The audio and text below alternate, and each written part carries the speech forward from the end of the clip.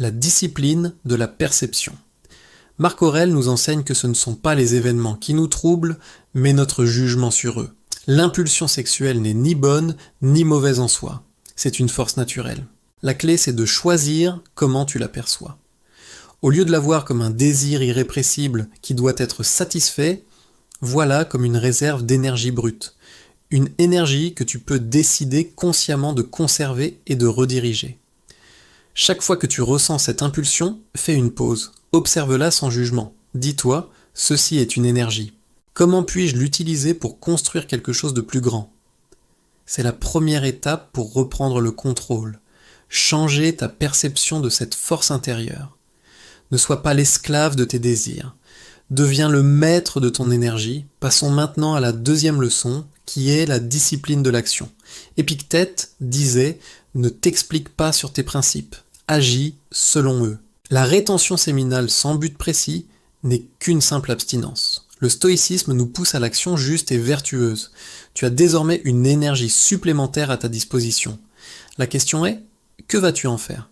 C'est le moment d'investir cette énergie dans des actions qui te renforcent. Mets-la dans ton travail, dans l'apprentissage d'une nouvelle compétence, dans ton entraînement physique. Canalise cette force vers des objectifs clairs et définis. Crée une routine matinale rigoureuse.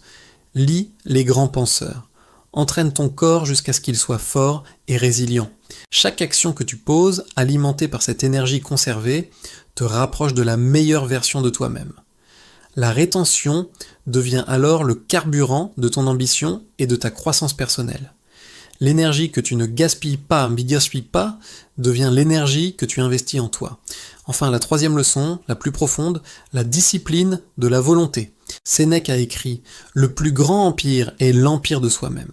C'est ici que tout se joue. La rétention séminale mettra ta volonté à l'épreuve. Il y aura des moments de faiblesse, des tentations, des doutes.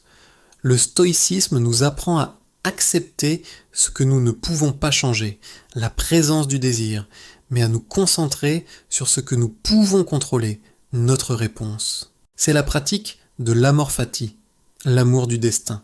Accepte la difficulté comme une opportunité de renforcer ta volonté. Chaque fois que tu surmontes une tentation, tu ne fais pas que retenir ton énergie, tu forges ton caractère.